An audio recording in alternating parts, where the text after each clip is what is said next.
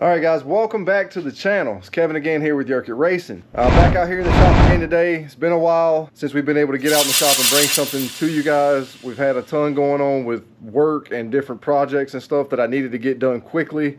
So I really didn't have time to sit down and record them. Unfortunately, I wish I could have, so you guys could have come along with me. But excited about this one today. As you can see behind me, I have the Eastwood HotCoat benchtop oven. I've got it set here preheating to 400 degrees, and we've got one of the U-Force 1000 frame stiffener plates in there. Like I said, if you guys are interested in one of those or something, check it out, yerkitracing.com. So the deal with this is powder coating options were kind of killing me, really. I couldn't offer a good price on powder coating on the website. That was not what I wanted to do. I didn't want to have to offer it at an extremely high price, so I gave a raw option up there. But I feel like really I'd like to have a way to offer this stuff to you guys as a finished product where you can just bolt it on and go. So that's the idea here, right? We picked up the kit from Eastwood. It came with the dual voltage system here. I got the benchtop booth, which I haven't even set up yet, and I haven't even unboxed this. So you're looking at the first run, brand new, out the box. What we're gonna do, I ordered some powder from Prismatic, but this is a Harbor Freight matte black. I just picked it up so I could run it until the Prismatic got here. Just kind of want to play with it, right? Got something new, you want to mess with it. So we're gonna jump right in. While this is preheating and off gas and depart, I'm gonna go ahead, see if I can get this thing set up. We'll be ready to shoot it with powder. Let's go. Okay, I did open the box before, so this stuff did not come with it. I ordered these separate, like plugs and caps, just for keeping stuff out of holes when you don't want it in there. So that won't come in the box, but everything else will, right? So literally first time had any of it out the box. I've had it for a couple of days now, just haven't had any time to mess with it. Still got the zip ties on it.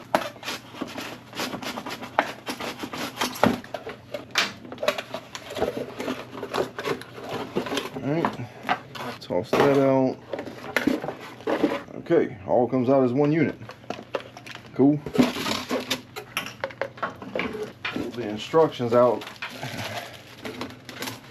And let me see if I can get straight. I'm guessing just plug this thing in and put your powder in there. Should be pretty straightforward. All right, so for the first step here, you got two sides to it. You put each one down, and it's got these holes right here, 4 of them. We're going to drill 1/8 holes, it says, and rivet.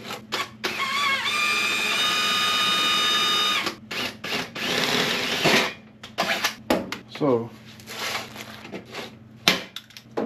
okay, now that I got one in place, I'm gonna drill the rest of the holes.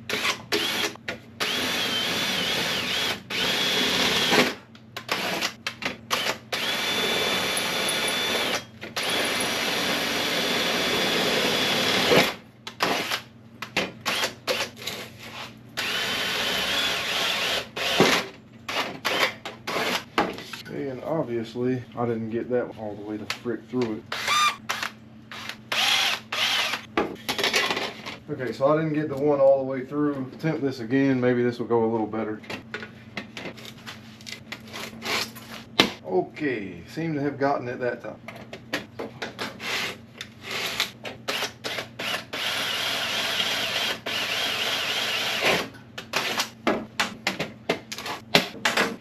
Yeah. So since the first one did not go in, it unfortunately made my holes not in the right location, since that's what I was using as the guide.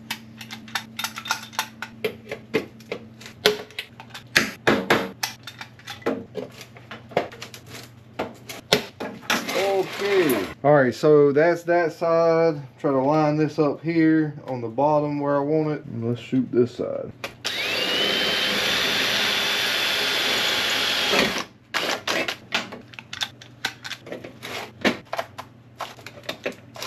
Okay, one in.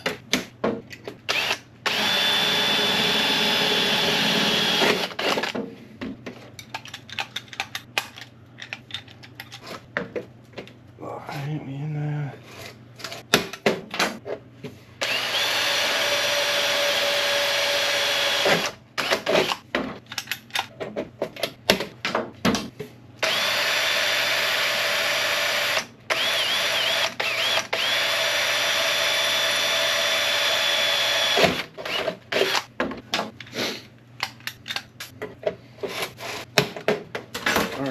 that's all riveted.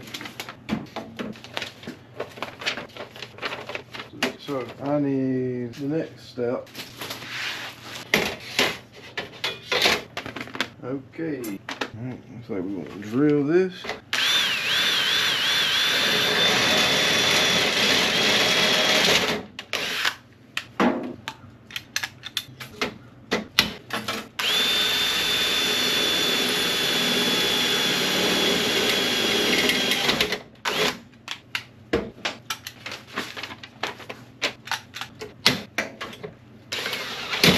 God dog. Alright guys, so I'm not sure what you saw or didn't see because the camera was turned off.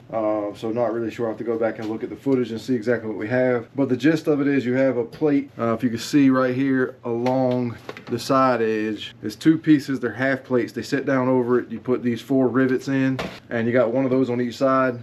There's a square top plate that sits around it and it's got these 2 little flanges right here that come up, and then you just drill the holes, rivet that flange to the first flange you put on. Then your hinges go on to the tabs that are bent up. Start in the middle and then work your way out to each side. So we put the last one in over here. And that's good. Next step we're going to go to, I think, is going to be putting these side doors on. Let's try that now. No, I think it'll be the filter tabs next. That's what it should be. So, okay. Yep, these guys here, little filter tabs. 4 of them. Huh? Ha. Okay, so I messed up, right? The bottom holes on each side and the top holes on each side, before you rivet them, they get the tabs for the filter also. Show you how. So don't make the same mistake I did and just continue going. Read the instructions. So this and then this. Get that out. I think we want it like that. Just want to make sure height wise. Oh yeah, okay. So they're going to be up in this orientation, through there and then through there. Sure everything is together well. Now we got a tab on there. Yeah, so like I said, don't make the same mistakes I do or you'll have to be drilling your rivet and fix it. No big deal. Okay. Your tab. Do flicky here through the hole. Alright, filter tabs are in place. Perfect. Now we can put our doors on. Assuming we want our hot coat words to go to the outside here. Alright, camera cut off again. So started our panel here on the hinge, thankfully, finally. Fought it. I ain't gonna lie to you, I fought it. So for one, this is in no way a sponsored video, so I want to say that, right? Like Eastwood may have sponsored me. I really just didn't reach out to them about it. Who knows? I don't know much about their product so far. I will tell you that the rivets are short for those tabs to go on it. Now granted, that's only in 4 spots, but the rivets were short and there ain't really no way around it. I had to go to the cabinet. Luckily I had some longer ones. Was able to go to the cabinet and get those. So it worked, but just so you know, you may need longer ones. They're on there, but man, if you bump them at all, and of course messing with this, I'll bump, right? Once this is on, you probably wouldn't have any issues with it. But anyway, I did, and that's what happened. So like I said, I wish they would have put a little bit longer rivet, even for some of the other spots. Like honestly, I just feel like the whole thing would hold together better in general with a little bit longer rivet. But anyway, that's my rant about the rivets. It's over with, kinda. I got to do this side still without destroying these rivets. So we'll see how that goes. Turn it where you can see it, maybe.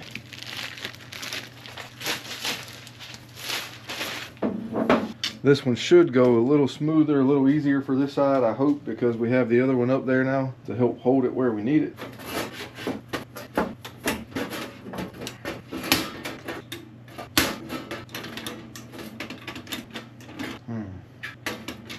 What the heck, man? Broke the damn thing off too short.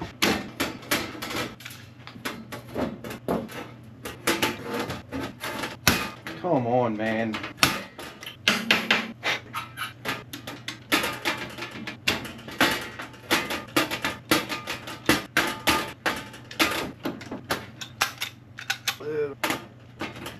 Doing what I want it to. There we go, that one worked. All right. All right, so that's the installation of our little spray booth here. Our rods, you know, we can hang stuff from it up here, or we can use the two of them down here in the lower holes and, you know, place like a rack or something, place our oven rack on there to spray it, or whatever, you know, a little piece of wood or something to set the parts on if we want. The only other thing we got to do, we got to take this filter and spray it with the tack. They give you a tack spray to spray on the filter before you use it. So do that real quick, and that will just slide down in front of that. Should be pretty good.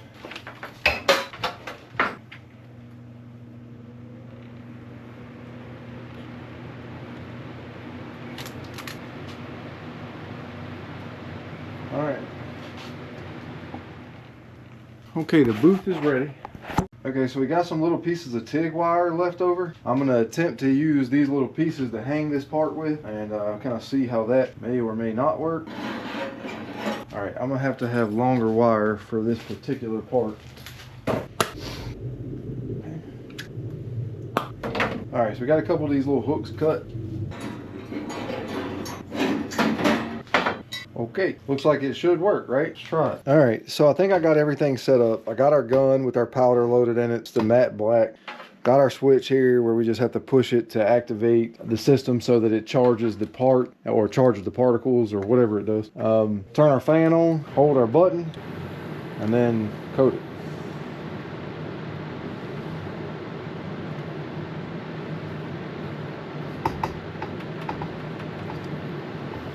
All right, I got to turn the pressure up a little bit. Apparently I don't have hardly any pressure going to it, so. All right, give me a second.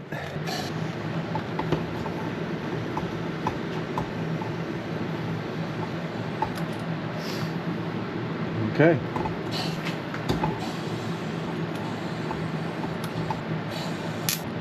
Okay, so I just arc out. That's because I got too close. All right, let me see if I can turn this thing around. Oh boy, okay.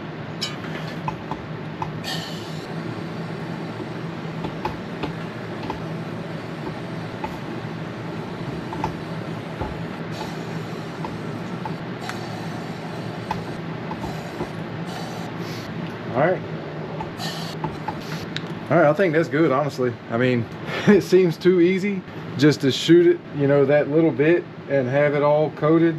So I don't know if it's gonna work like we want it to or not, but only thing I know to do now, the oven is preheated. Let's check it over here.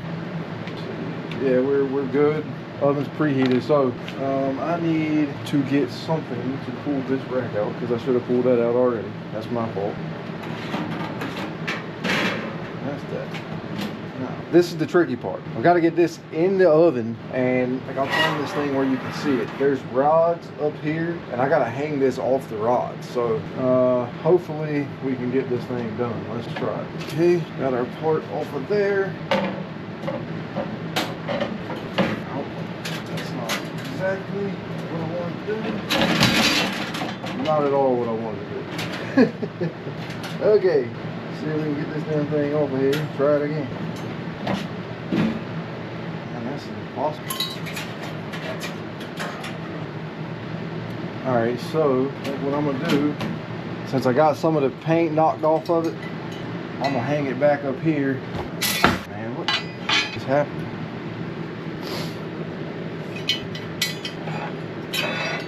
Okay, hang it back, and I'm gonna reshoot it real quick. Might have to blow it off, I guess. Frick.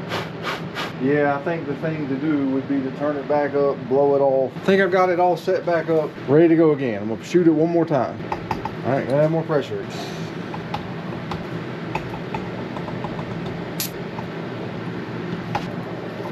Just go some more on this.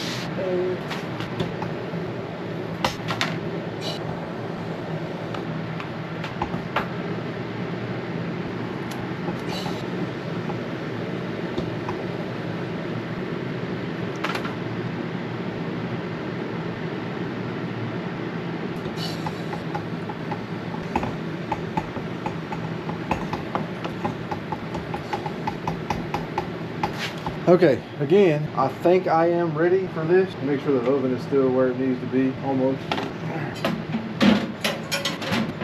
Darn it, man.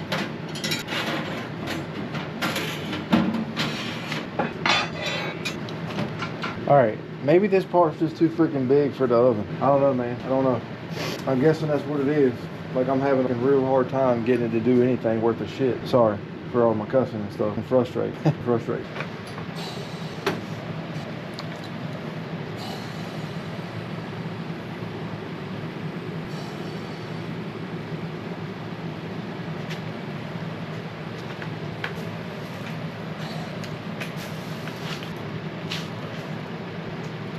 Alright, I just went to the rack because I got to figure out a way to hang it. I'm working on building a bigger oven, so this is just temporary anyway. That might not be possible to do in this oven.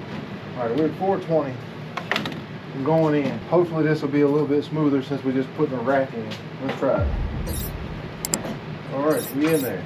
Let's bake. 400 degrees. We got to bring the part up to 400 degrees, and then it needs to sit at 400 for about 20 minutes. See how that goes.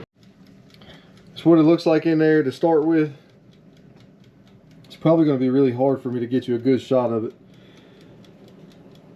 But anyway, that gives you a reference for the start, and then I'll bring you back in a little bit and show you what it looks like kind of in process and then at the end.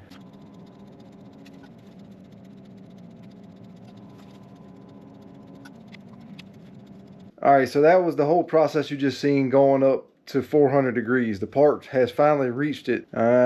It's cold out today, so I'm gonna give it the benefit of the doubt, but it took it about 30 minutes. Hopefully in the future it won't take it as long to get the part to that temperature. Like I said, but it's like 30 degrees out here in the shop today, so probably why. But we got to let this thing bake off now for another 20 minutes, and it should be fully cured. We'll let it cool and we'll see what it looks like. All right, so getting ready to pull everything out, see what it looks like. It's had a chance to cool. This is just that little rough piece.